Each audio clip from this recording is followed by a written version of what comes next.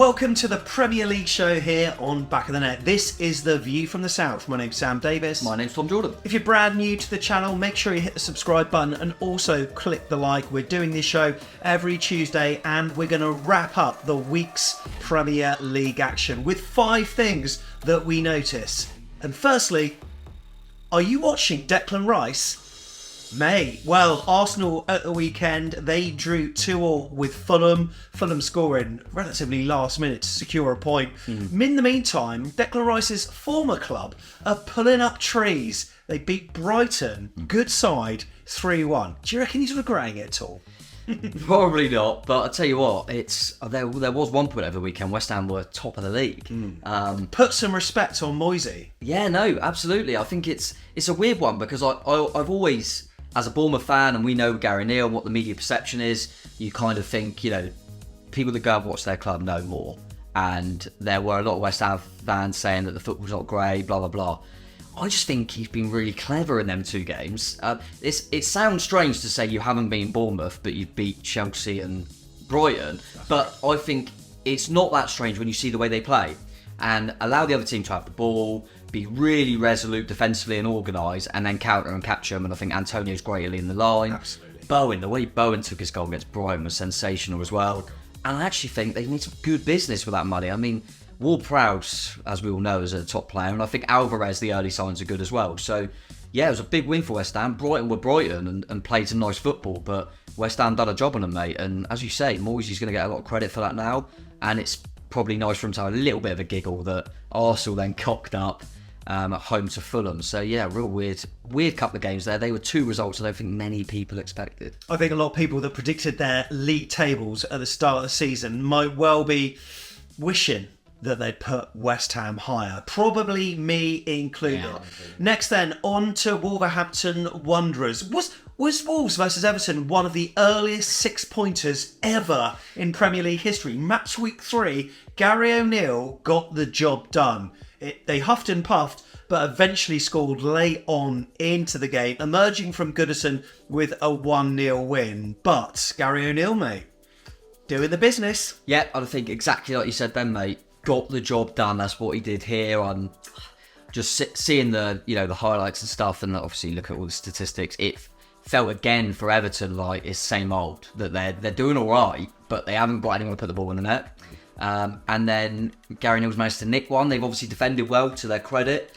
Was it a smash and grab? I think it probably was. Is that condescending for me to suggest that? Yeah, I think if it wasn't a former Bournemouth manager, I think I'd be comfortable saying it, but because it is, I think it looks like we're just saying it. But pay him respect. Yeah, you go away at Goodison and nick a 1-0. That's all you need. That's all you need. But it doesn't sound like it was the most exciting football by him. But the not new lad, but Phil's new lad, Kaladic, who had a bad injury, gets on the end of something, and they got the job done. And as you said, mate, it's big to keep a clean sheet. Everton will be looking at the moment. I think they're going to get a few bodies in up the top end of the pitch because you can't rely on Calvert-Lewin, unfortunately, and they just haven't got goals in the team.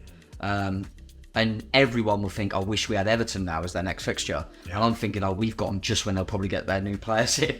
But yeah, listen, we know ourselves, Bournemouth fans, Goodison is always a tough place to go regardless. So big win for O'Neill, and let's see how they kick on from that. But yeah, it was weirdly felt like a relegation 6-pointer, which seemed mad, but it was a big win for him. And in terms of Sean Dyche, you watch him on Match of the Day, and he's coming out with the reasons why it should be a performance to be proud of, talking about the stats that we peppered the goal, and look, they did have chances, but he is a manager who you've got to say, not sure what the stats are or what the odds are, he's probably at the top of the list for the next manager to go, surely. He could be. I would. Yeah, I wouldn't be surprised if he is. But having said that, I think a lot of people can see, even from the outside, Everton's a bit of a mess. Whether it be recruitment or whether it be, the powers a bit at the top, it feels a bit like a mess. It feels like Everton do this every year. So will he kind of be allowed a bit of...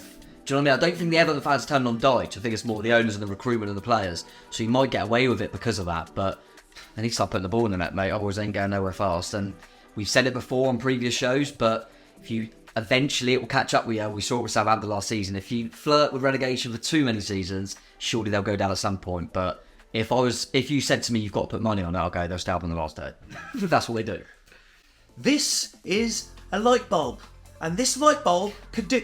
I remember seeing that, right? And that was some really good thinking from Arteta at the time. But now, is he overthinking? It's a weird one that I think you can play off two sides. They don't look right. I don't know. They don't look right. They don't. They don't look right, and I think it's weird for their. It's quite. You can sit back and go, right. So they suddenly dropped Gabriel, who was a mainstay from a centre half last season, where they were very, very good and pushed City all the way.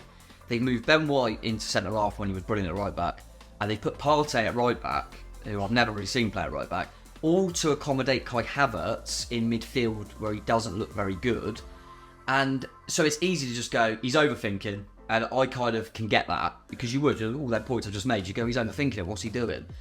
Equally, I would say, so everyone's saying Ben White needs to go back to right back where he played last season, right? I agree.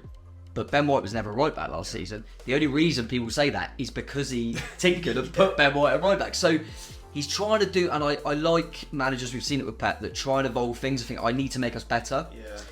But I think Kai Havertz doesn't need to just walk into the side because he's a big money signing. You can have enough fixtures. You're in Europe now.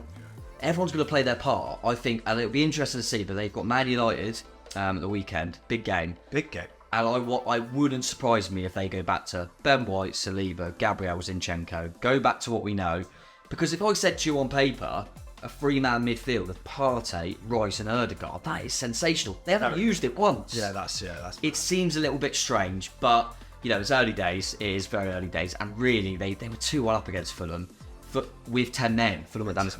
Fulham deserved credit for getting themselves back in that game, for hanging on in there, and Palhinha, who we spoke about on the show before, is a top player, and even without Mitro, Fulham found a way to get a point at the Emirates. That's not going to be easy. Not many teams would do that, so credit to them for that.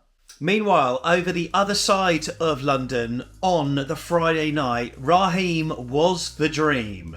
He is settled into his boots at Stamford Bridge, and Chelsea finally get that win, and he looks like he could be back to his best. He was looking good, Chelsea were looking good, but it's Luton. No, it don't count. It don't count. That's what they're going to get all season. And Teams like Luton. But we can feel for you because we've been there. And actually, just want to say thanks, Luton, because this was us. This was Bournemouth before you came up. But no. They did look good, though. Yeah, Chelsea were brilliant. I thought Luton done their game plan as I expected, really. And, you never know. Nick Sun on another day. They kept it at 1-0 for a fair amount of time. But, we're talking about Raheem Sterling, because I thought he was the best player against West Ham. I thought he was brilliant against Liverpool. And this one, he was backed up by getting a couple of goals. I was actually one of the few that had him in my fantasy team. I could see it coming. But he was sensational, and I think he spoke really well after the game, kind of saying that he feels like since he's been at Chelsea, he's been asked to maybe link up the play a bit, get the ball back to goal, a bit deeper, and Poch just kind of been like, just drive the people. That's what you're good at.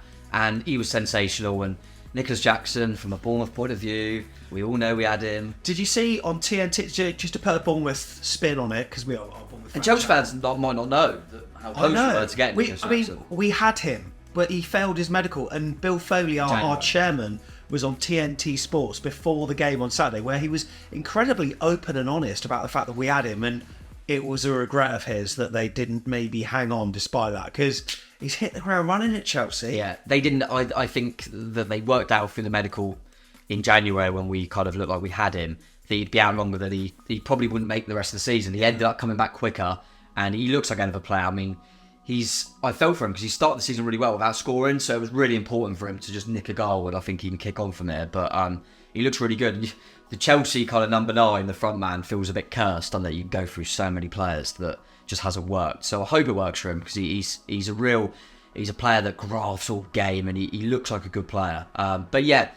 Chelsea, that was important. I think it was 5 months since they won a league game at home. That's mental, probably against us.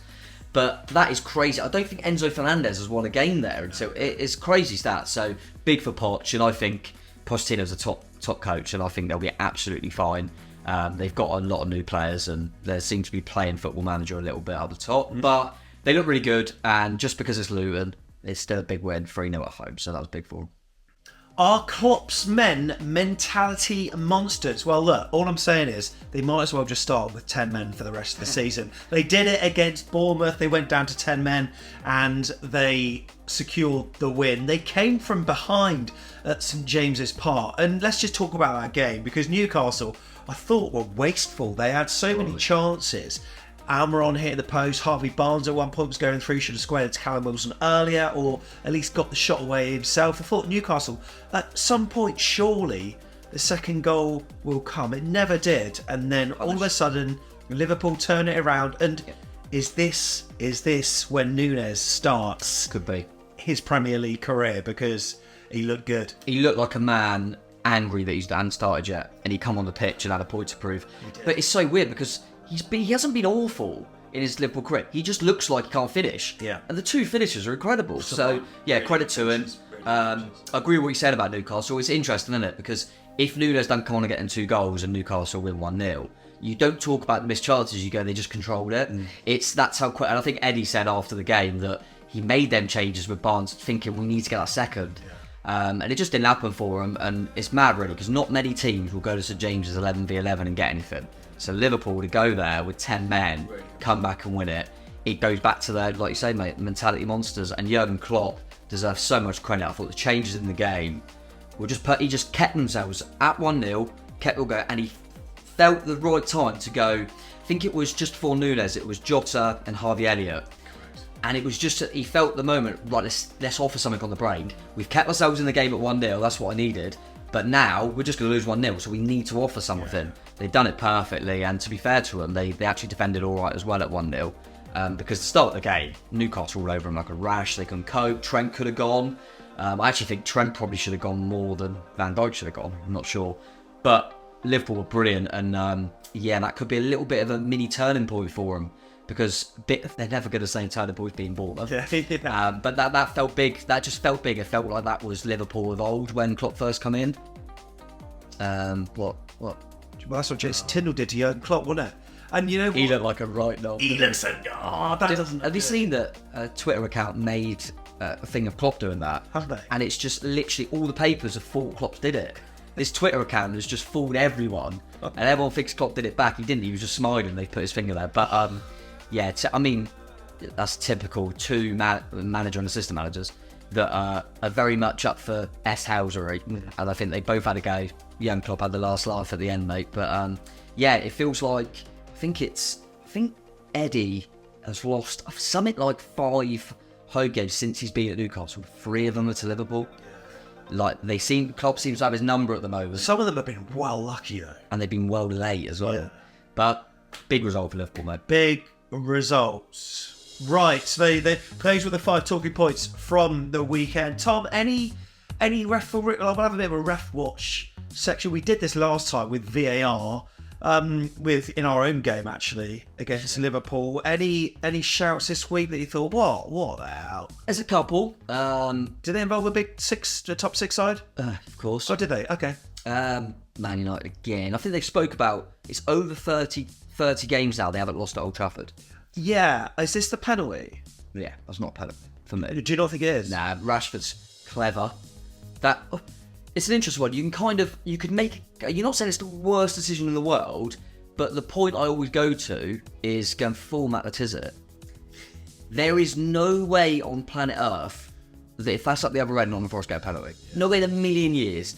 And the fact, and then you quickly reminded that the last time they played at Old Trafford, Wolves striker had his head cleaned off by the goalkeeper, Man U, and it won the penalty. And you know that if it's the other end, Man U, getting a penalty. And that's the infuriating thing, isn't it? Yeah. That is the infuriating thing. And I just can't get my head around it. That's never a penalty for Forest, but Man United get it at Old Trafford.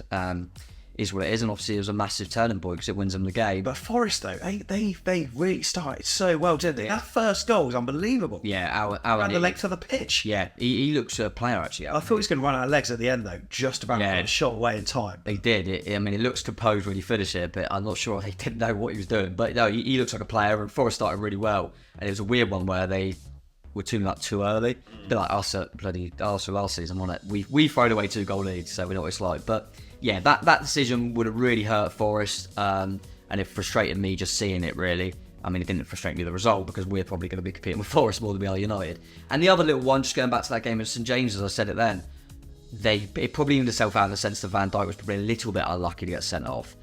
It's we've talked about this before, it's the consistency, right? So I'm not saying either are right or wrong, but you remember the Monday Night Football Palace Arsenal? Yeah.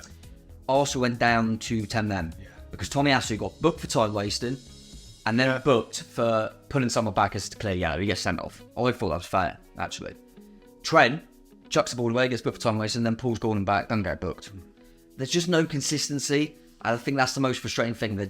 You never know on what day it's going to be given. All you do know is probably going to favour the bigger clubs than it is the little clubs. There you go. I'm not calling Forest a little club.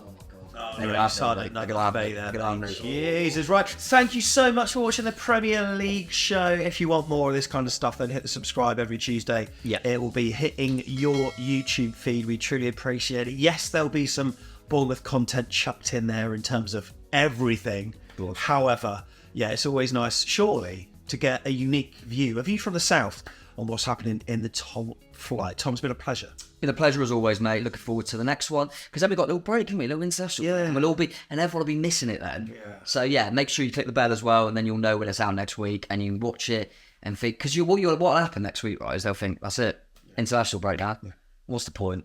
And then our Premier League should come out on Tuesday, ready for you. So just keep that fixed for you. So yeah, no, really appreciate everyone watching, and yeah, let us know as always. I always say, let us know kind of any of the main talking points. Who was your kind of surprise of the week, whether that be a player, a decision, a result, and who had the stinker? Who had the stinker of the weekend? I'm going to say that my player of the weekend was. I know what you're going to say. James Madison. He was obviously, we saw it live, but he was different class against us, unbelievable. But so let us know if you were at a game and thought that there was a player that really, really stood out for you as well, and also who had the absolute. I'm trying to think now off the top of my head. Who had the proper stinker?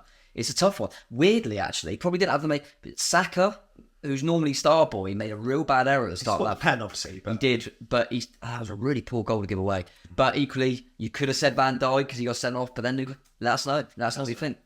Right, see you on the next one. Bye.